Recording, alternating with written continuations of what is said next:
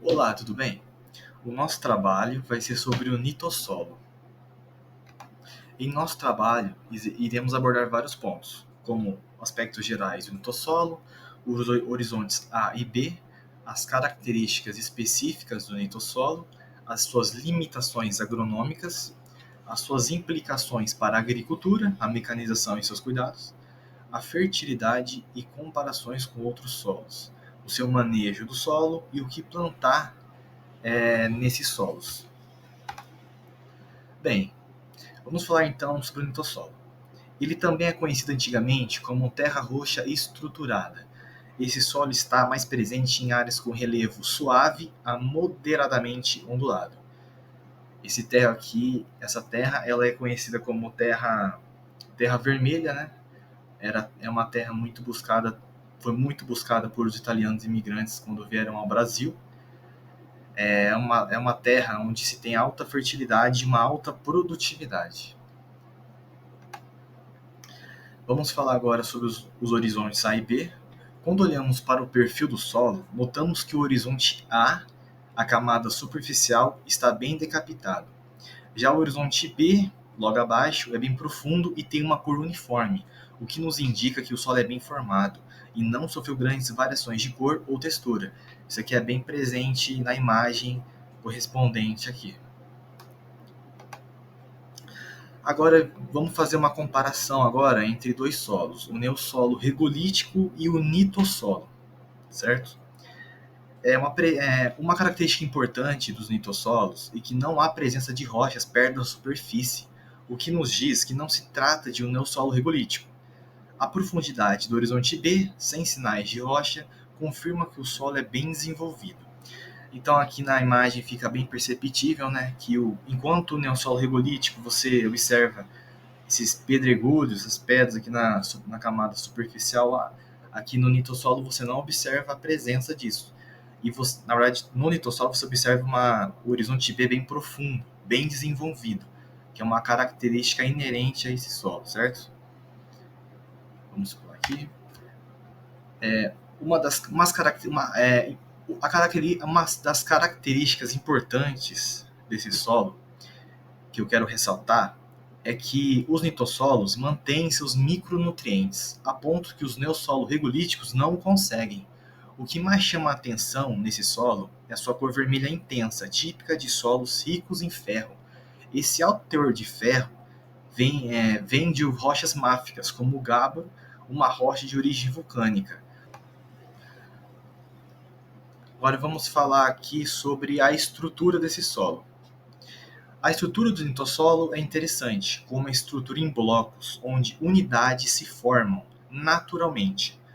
Quando olhamos mais de perto, vemos que esses blocos são uniformes e bem formados, como se fossem peças de um quebra-cabeça, que se encaixam perfeitamente. Essa estrutura é fundamental para a boa retenção de água, pois a água se mantém entre esses blocos por mais tempo. Além disso, o nitossolo apresenta uma fina camada de argila que envolve os blocos do solo, criando uma película que protege o solo e evita que ele perca nutrientes e água rapidamente. Então, podemos ver aqui na imagem que a estrutura característica desse solo é em blocos, o que facilita, o que proporciona uma boa retenção de água. Então, esse solo aqui é muito interessante, né? Porque ele retém a água e é um solo também característico com alta fertilidade, porque ele sofre menos lixiviação, certo? Que proporciona características desejáveis para a agricultura. Agora, vamos falar sobre as limitações agronômicas do nitossolo. Vamos começar pela questão da oxigenação.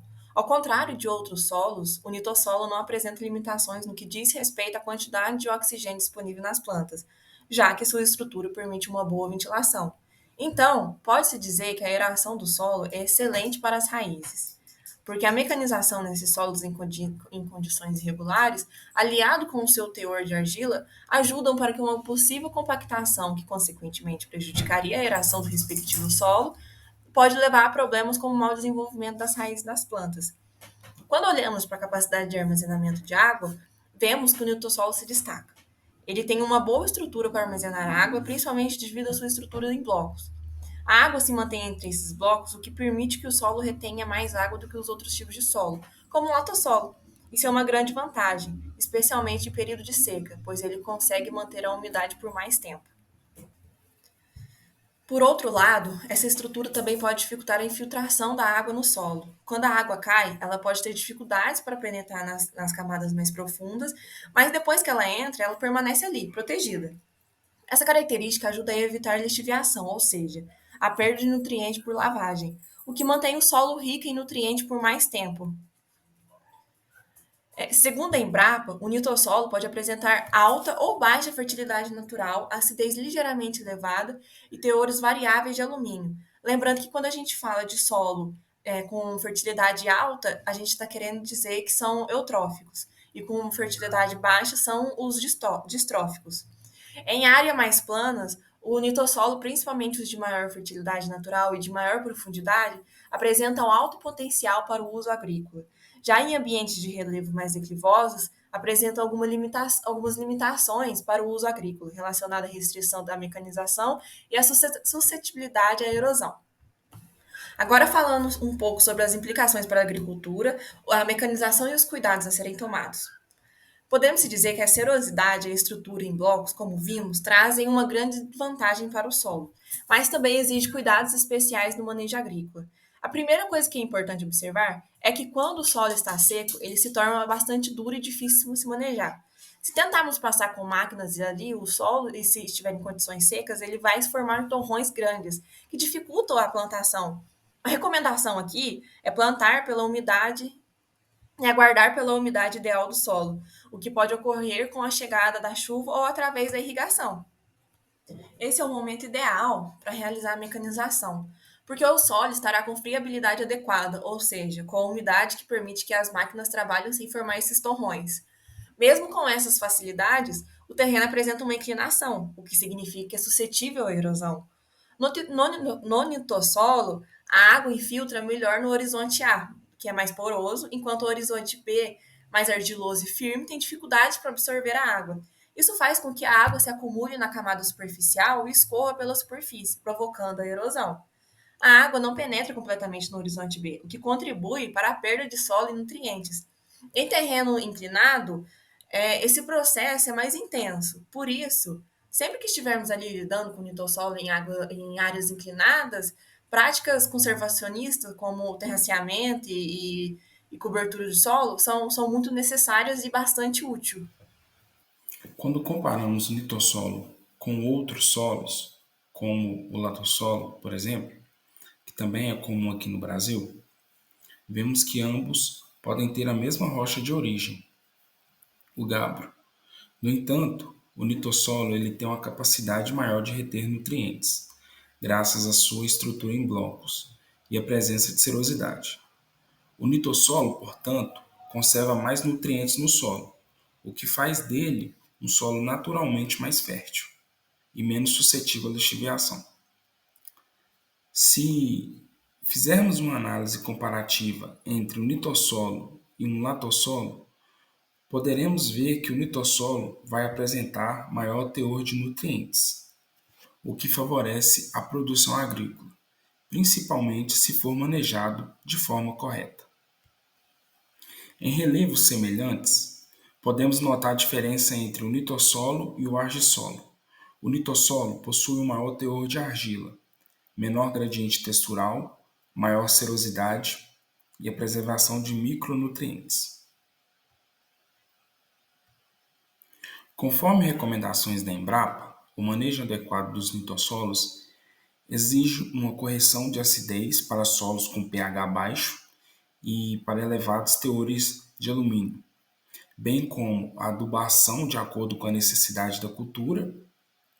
Em áreas de declive, além dessas práticas, serão necessárias medidas conservacionistas, devido a uma maior predisposição desses solos à erosão. Como exemplo, posso usar aqui os terraços, que são estruturas que retêm a água da chuva e permitem sua infiltração, evitando a erosão do solo.